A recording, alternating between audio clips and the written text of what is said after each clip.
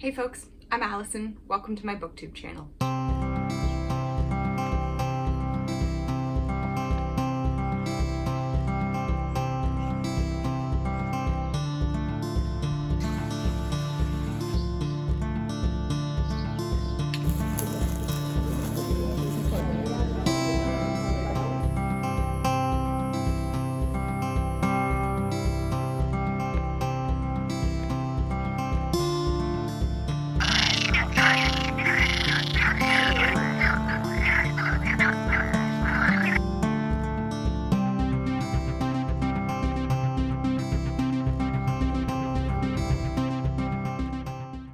My wrap-up for May and June was a little disappointing, to be honest. I read a bunch of books, but I didn't really like very many of them.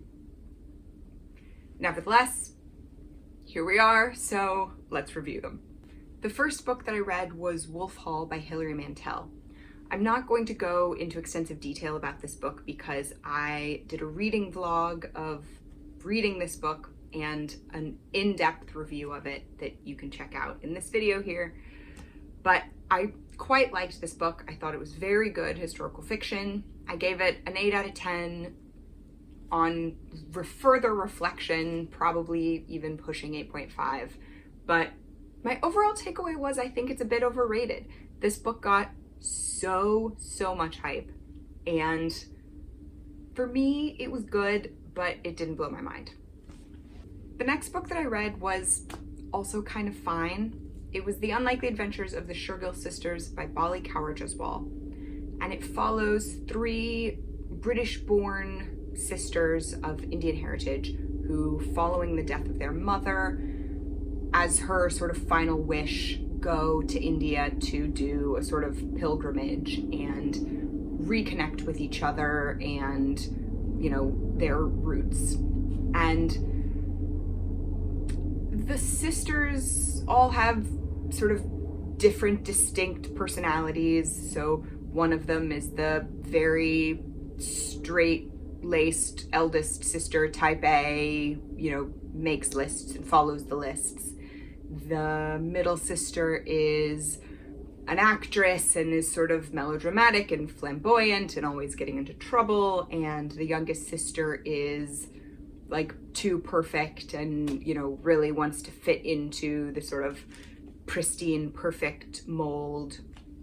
And each of them has their own sort of issue that they're working through over the course of the book. So the eldest sister, her college-age son is getting into what she thinks is an improvident relationship that is maybe going to ruin his future. And so she's having to come to terms with what that means and how she can be there and be supportive and not, you know, completely alienate him and try to just, you know, control his life even though he's an adult now.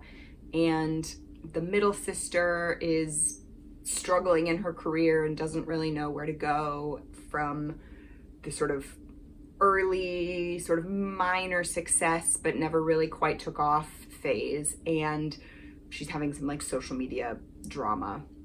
And then the youngest sister has married into this very traditional family, and they want her to live her life in ways that are sort of inconsistent with her values. And the thing is, all of those problems were sort of fine. You know, the characters felt a little flat and stereotypical, you know, the sort of very like birth order sort of stereotyped kind of characters with birth order stereotyped kind of problems. And, you know, they start out being very different people who can't really communicate with each other anymore. And over the course of the book, they learn to reconnect and be authentic and, you know, open up to each other and rely on each other, you know, as you sort of expect that they would.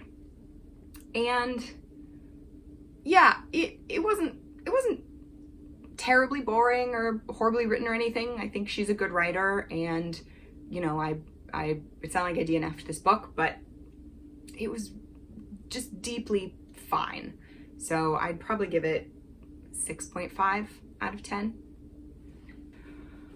Okay, I The next book that I read was The Last Werewolf by Glen Duncan, and I hated it.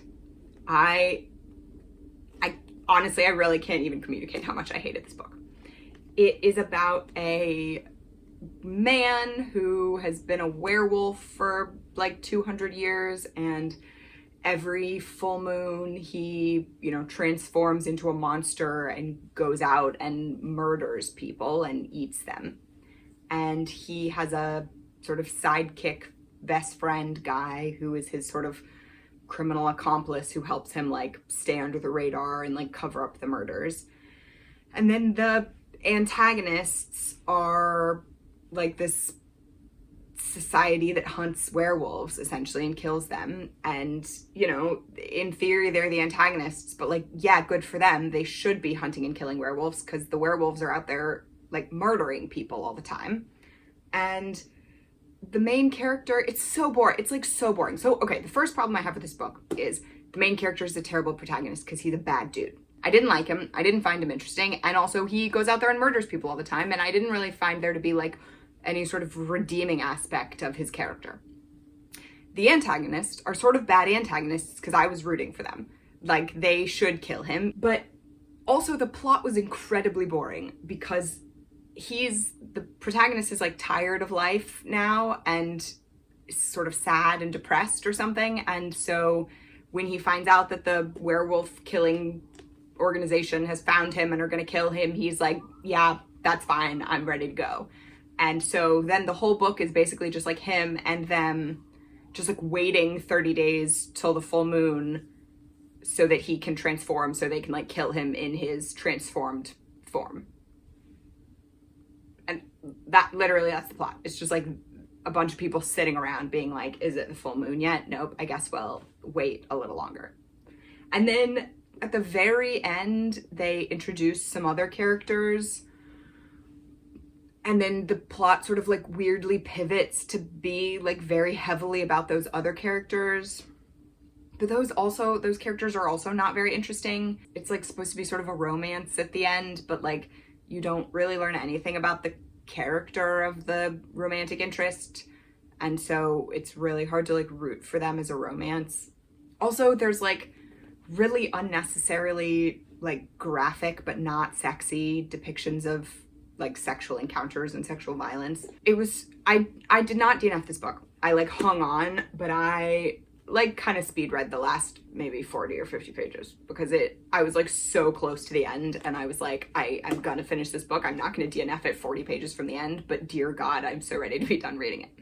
So anyways, yeah, maybe like 3 out of 10. I mean, it's not like the worst book I've ever read in my life. I did make it through a fair amount of it before I was like, God, please get me out of here. But yeah, but this was not for me. Okay, the next 3 books that I read, I don't have physical copies of with me. I did a mini TBR for Pride Month, and I have a little free library in my front yard that I filled full of Pride books and was like replenishing with, queer books over the course of the month of June. And so the next 3 books were 3 books that I read for Pride. When I finished reading them, I put them into the little free library and they have since made their way back into the world. So I don't have physical copies. But the first of the 3 was Red, White, and Royal Blue by Casey McQuiston, which follows the romance between 2 20-something boys, one of whom is a Prince of England and one of whom is the son of an American president. And I DNF'd this book like halfway through. It wasn't bad. I didn't DNF it precisely because it was bad. I know people love this book and I totally understand why. It is fluffy and lovely and delightful and fun, and the 2 main characters are, described as really hot and smart and sort of, baby power couple in the making vibes, and they go to lots of fancy parties and fun travel destinations, and it's big aesthetic, fun, vibey romance, but make it gay. And love that. I'm here for that. But I found it quite difficult to suspend my disbelief to the like political utopia, sort of like worldwide political utopia in which the book takes place. So it is a book that imagines after Obama's second term, a woman from Texas with a biracial family and a gay son is elected to the presidency and is, you know, out there enacting this progressive utopia. And her son then falls in love with the Prince of England. And the first half of the book is the two boys, you know, coming to terms with their queerness and that they're into each other. And, you know, it's a sort of soft enemies to lovers arc because they, you know, they start out, hey, whatever, ugh, that guy, he's so pretentious, whatever. And then they are, you know, find out that, oh, he's actually just shy and we get along really well. And, you know, and that's cute and sweet. And it carries you sort of halfway through the book. And then the second half of the book, which is where I stopped because I could tell where it was going and I really couldn't suspend my disbelief enough to get there, is that sort of having overcome their like internal conflicts, they now have to overcome the external conflicts, which is getting the world to accept this romance. And, you know, I found the book sort of difficult to read because of the American political situation.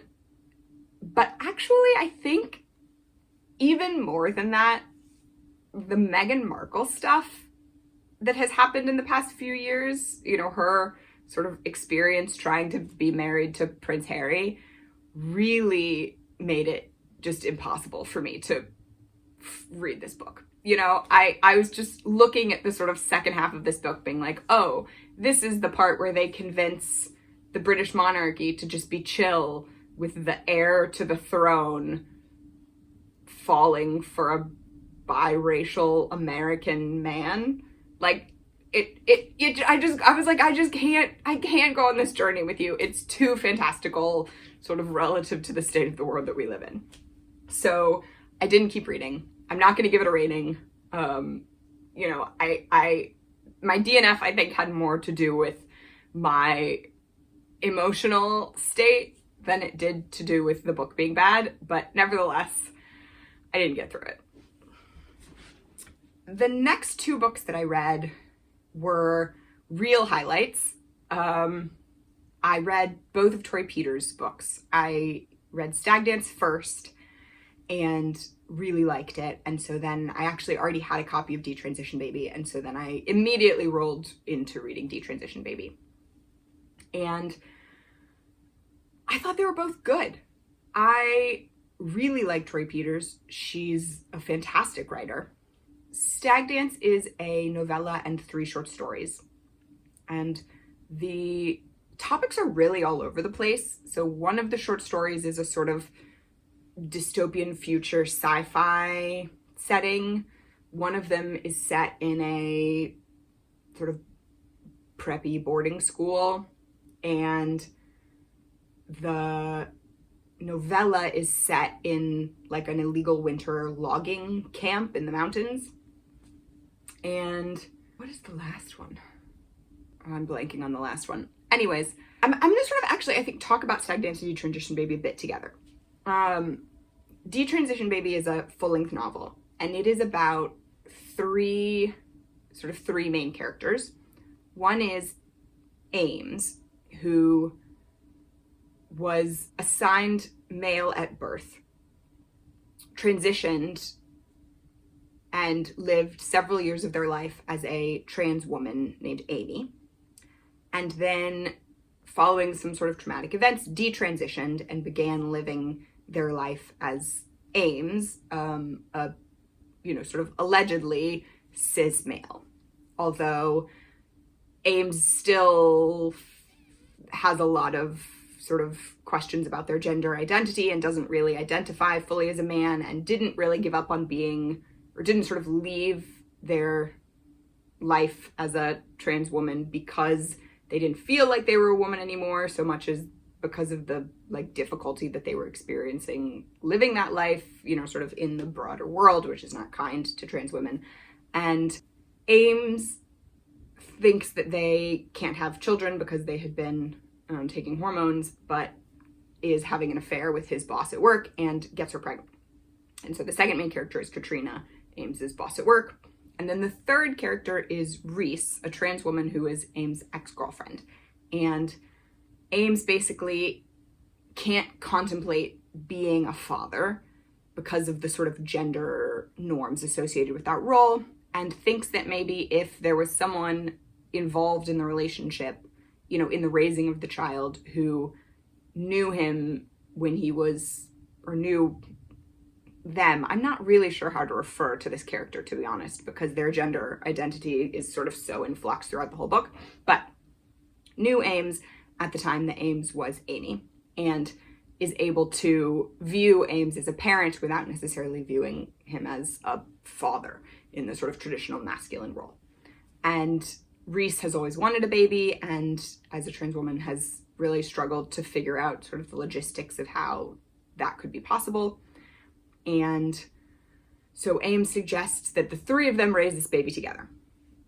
And the book is really interesting in that it, you know, it goes through sort of highs and lows. There are moments where it feels very gritty and, you know, you're dealing with a lot of trauma and sort of sexual abuse. And there are times where it feels very sort of fluffy and giddy, and the characters are, you know, acting in ways that are like very emotionally open and accepting, and, you know, they're like holding space for each other's emotions and, you know, being open to ideas that maybe were a little bit unrealistic. Like the characters, I think, in some situations, particularly Katrina, the boss, the cis woman who gets pregnant, she sometimes acts in ways that seem to me like maybe sort of unrealistically mature and open to things. But then the end of the book has this sort of ambiguous, like sort of tough, ambiguous ending. And it's interesting because all of the short stories in the novella in Stag Dance also have similar endings. Like one of the things that I struggled with a bit in all of these, you know, in both of these books, is that the story arcs feel quite aborted. Like you get these sort of, you get like the setup and the sort of like meaty middle of the story, and then they just sort of end quite abruptly, and you don't really get any kind of resolution. And, you know, clearly that's a thing that Peters is doing intentionally, because it's true of all of these works. And I can tell that she's a very good writer. Just, you know, the way that she writes is incredibly compelling, and she has really good pacing and sort of moves the story along, and, you know, gives you just the right amount of detail to be able to get immersed in the sort of scenery of the situation without getting bogged down. So I at least am of the belief that this is an intentional choice that she's making. But I found it quite frustrating. I like when stories tell you the thing that they're trying to tell you. You know, when I find it sort of frustrating when stories set up a sort of situation from which one could sort of take several messages away, and the story itself doesn't sort of present you with a message. You know, you could disagree with the message, or you could have different interpretations of what the message is or what it should be, but I like it when a story sort of takes a position, and sort of none of these do. They all just sort of end kind of in the middle, in what feels like the middle of the story, with the exception of, I really, really liked the short story about the boys at boarding school, because that I felt like actually had quite a natural end to it. It runs from basically when the two boys at the center of the story meet through when one of the boys leaves the boarding school. And that I really liked. That felt like a natural ending to the action. But that sort of critique aside, I really, really liked both of these books. They were quite challenging. I mean, in sort of the way that they presented, the sort of like very raw way that they presented sexuality, and the characters are incredibly morally gray. You know, one of the issues at the center of Detransition Baby is the sort of morality of cheating, and particularly the morality of cheating by people who are forced by society sort of outside of the confines of traditional sexual morality, and, you know, and what that sort of means for holding those people to account to those traditional, you know, values. It also had a lot of really interesting things to say about gender and gender presentation and the way in which both of these books, I thought the Stag Dance, particularly the novella within Stag Dance, for which the book gets its name, I thought had really interesting things to say about the way that your physical presentation to the world is so integral into the way that you present your gender. Like, you think about gender presentation as what clothes you wear and, how sort of made up you are, and how your mannerisms and that sort of thing, the way that you walk and the way that you speak, but that so much of it is really quite out of your control. And, we're all sort of born into these physical forms over which we have limited ability to change. And so the main character in Stag Dance is like really tormented by the fact that he's just like described as being like sort of a big ugly dude, and he wants to be able to present his gender in a particular way, but it seems to him like no matter how he sort of dresses things up and acts, like just the fact of his physical form is really getting in the way of him being able to like be himself. The sort of question about to what extent should you sort of accept yourself and love yourself as you are versus, try to change the way that you were, the look of the way that you were born to be something that aligns more with the way that you sort of idealize or envision yourself. And I thought that was really fascinating. The books also have a lot of really interesting things to say about the sort of ontology of gender, the extent to which gender is a thing, and particularly a fixed thing, and whether it is a thing that is created internally or externally, and the sort of feedback loop that exists between the way that society perceives you and the sort of gender that society imposes on you and the way that you react and create your own gender. And I wrote down, there was like a line in Detransition Baby that I thought was really fascinating that I wrote down. This is Reese, the trans woman, Ames's ex-girlfriend, who is thinking to herself. She decides for the 10,000th time that heterosexual cis people, while willfully ignoring it, have staked their whole sexuality on a bet that each other's genders are real. If only cis heterosexuals would realize that, like trans women, the activity in which they are indulging is a big self-pleasuring lie that has little to do with their actual personhood, they'd be free to indulge in a whole new flexible suite of hot ways to lie to each other.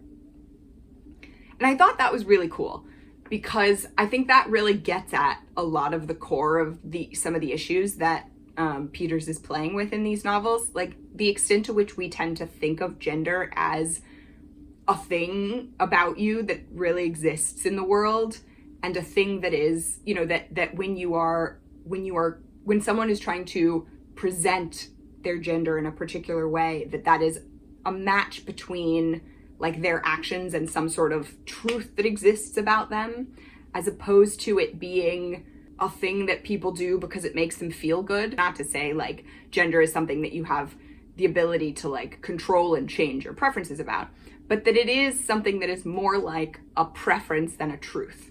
That, when you are trying to present your gender identity, you're not trying to like dig into the depths of your soul and figure out who you are, what your truth is. It's more like what you want, what you like, and what actually makes you happy. And I thought that was, I thought that was a very interesting take. I hope I'm, interpreting that right. That was how I took it, at least. So yeah, I would say I would probably give Detransition Baby like an 8 and Stag Dance like a 7.5. I liked Detransition Baby a bit more, possibly just because of the novel format. I think it Stag Dance, because it was so many short stories, I think the lack of a resolution like bothered me, because it was just coming up over and over and over again. It was like every sort of 20 pages I was like, oh gosh, okay, but what's the resolution? Whereas with Detransition Baby, it was like you got a whole nice meaty novel before you had to sort of confront the lack of a resolution issue. But yeah, but I really like those books. Those were real highlights in a tough couple of reading months. The next book that I read was We Solve Murders by Richard Osman. So this book I bought in the airport in Santiago de Compostela in Spain. I went to Europe for a couple of weeks this summer, and didn't really end up getting a lot of reading done on that trip. I had thought I was going to bring some of the Pride books with me, and then I ended up just really tearing through them. And then I didn't really have anything next on my list that I was thinking, oh, I want to read that when I'm on vacation. And so I figured I'd pick something up when I got there. And then I was hiking the last 100K of the Camino de Santiago. And so for that stint, obviously I didn't have any books with me because I was just carrying a backpack, and I wanted it to be as light as possible. But so then the second half of the vacation, I was in the UK, and when I was in the airport in Santiago waiting to fly to London, they had a little Waterstones, little airport Waterstones or something like that, and that had some English language books, and this was among them. I haven't read the Thursday Murder Club series, although I probably will now that I've read this book. I quite liked it. Richard Osman, is a very funny British comedian, and he has a very unique, sort of witty writing voice. I'm not that big into murder mysteries generally because I feel like they tend to be a bit boring and predictable. They all kind of follow the same arc, right? Like there's a murder or a disappearance, you have some suspects, usually there's some red herrings thrown in, and then you find out who did it.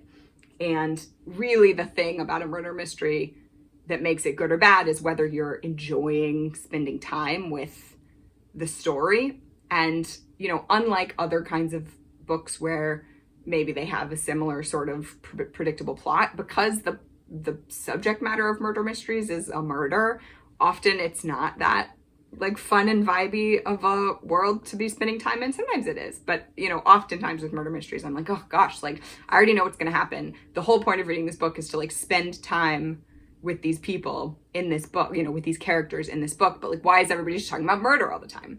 And so yeah, so I'm not the biggest murder mysteries reader, but I thought this book was really fun. You spend time in some good settings. It moves between sort of the New Forest, like British countryside, and a private island in South Carolina, and Dubai and Dublin. It's fun to get to spend time in those places and to get to see these characters be sort of, fish out of water in some of those places, or, see them in their real natural habitat, at their local pub. It's about an older retired gentleman who likes a predictable, quiet life, and his very adventurous daughter-in-law, and the two of them get sort of drawn in together to solve this murder, and they're both fun characters. Their dynamic is very fun. So I don't know, I'd probably give this like a 7 out of 10. That really builds in the fact that I just don't really like murder mysteries that much. So I think on the scale of murder mysteries, this is quite a good one. The last book that I am still reading this month is A Mercy by Toni Morrison. I always film these videos sort of in the middle of a book, but I'm always in the middle of a book. It's like I have to really catch it at the right time to film when I've finished a book and I haven't started a new book. So I feel like I'm always the last book I review, I'm always like, I don't really have anything to say yet because I'm just in the middle of it, which is also the case here. But this is about a Dutch trader who has this sort of big estate that he builds in America, and he has a young woman that he takes as a slave in exchange for like a bad debt. And because the young woman's mother thinks that he is going to be basically like a better owner for the young girl than the other possibilities. And that I think is sort of emerging as one of the like central themes, is this idea of like, there are no good slave owners, like, I mean, that sounds like an obvious thing, but it's like, this person who is sort of generally opposed to the slave trade and, doesn't want their slaves to be mistreated, nevertheless, like their hands are bloody. Right. And so that I think is sort of emerging as one of the sort of central themes of this book. Obviously Toni Morrison is a fantastic writer. The characters are like just so heartbreakingly well drawn. And as always, when I finish, I will circle back with a review, and I will add my rating into the description of this video. Okay, so that's all the books that I read in May and June. Just not a particularly successful reading month, I have to say, but here's hoping that next month will be better. I hope that you enjoyed this video. If you'd like to hear more from me, please consider subscribing. And as always, thank you so much for spending some of your one wild and precious life with me watching this video.